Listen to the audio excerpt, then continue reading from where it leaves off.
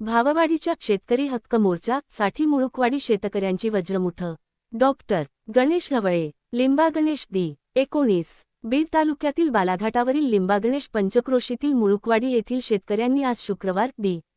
19 रोजी बसस्थानक परिसरात एकत्र येत भाववाढीच्या शेतकरी हक्क मोर्चा साठी वज्रमुठ आवळली। सामाजिक कार्यकर्ते डॉक्टर गणेश ढवळे यांच्या पुढाकाराने आयोजित बैठकीत शेतकरी पुत्र, शेतकरी व शेतकरी मित्रांनी दि. डिसेंबर 25 गुरुवार रोजी छत्रपती शिवाजी महाराज पुतळा ते जिल्हाधिकारी कार्यालय बीड येथे निघणाऱ्या मोर्चात मोठ्या संख्येने सहभागी होण्याचा निर्धार केला। बीड जिल्ह्यातील कोरडवाहू शेतकरी कापूस, सोयाबीन व तूर या प्रमुख पिकांना योग्य दर न मिळाल्यामुळे तीव्र आर्थिक संकटात सापडला आहे। कापूस खरेदी केंद्रांवर सीसीआयकडून होणारी पिळवणूक तसेच सोयाबीन खरेदी केंद्रांवरील सरसकट अन्याय सुरू असल्याचा आरोप शेतकऱ्यांनी यावेळी केला। या अन्यायाविरुद्ध शासनाचे लक्ष वेधण्यासाठी व शेतकऱ्यांचा आवाज बुलंद करण्यासाठी मुळुकवाडी येथे शेतकरी जागृती अभियान अंतर्गत बैठकीचे आयोजन करण्यात आले होते।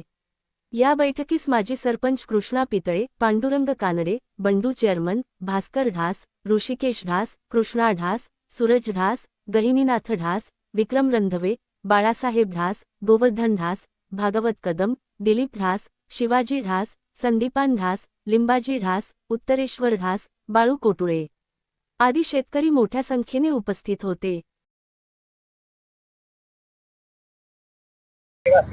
सर्व शेतकरी बांधवांना विनंती करतो की उद्याच्या 25 तारखेला बीडला शेतकऱ्याच्या हक्काच्या सोयाबीनला भाव मिळाला पाहिजे, शेतकऱ्याच्या तुरीला भाव मिळाला पाहिजे, शेतकऱ्याच्या कापसाला भाव हमी भाव मिळाला पाहिजे।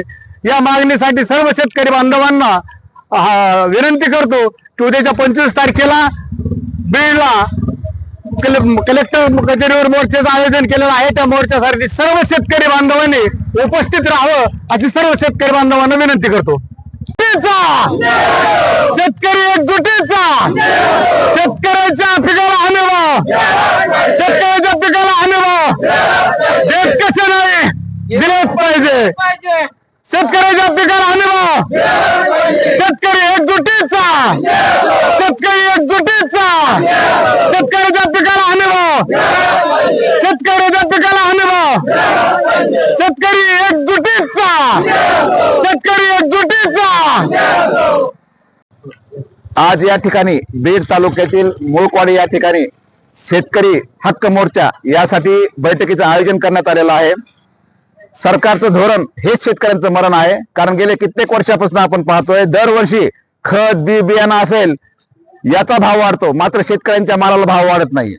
त्यामुळं कुठल्या पक्षाचा नाही, कुठल्या जातीचा नाही किंवा कुठल्या नेत्याचा नाही, हा जो मोर्चा निघणार आहे गुरुवारी दिनांक 25 रोजी छत्रपती शिवाजी महाराज चौक ते जिल्हाधिकारी कार्यालय, हा शेतकरी पुत्रांचा मोर्चा आहे। त्यामुळे शेतकरी पुत्र, शेतकरी आणि शेतकरी मित्र आणि जे शेतकऱ्याच्या अन्न खातात आणि त्यांना शेतकऱ्यांप्रती संवेदना आहे त्या सर्वांना या मोर्चामध्ये सहभागी व्हावं, कारण हा लढा जो आहे तो हा लढा एक मातीसाठी लढा आहे, शेतकरी बापासाठी लढा आहे। त्यामुळे मी आवाहन करतो की बालाघाटावरील पंचक्रोशीतील सर्व शेतकऱ्यांनी मोर्चासाठी उपस्थित राहावं।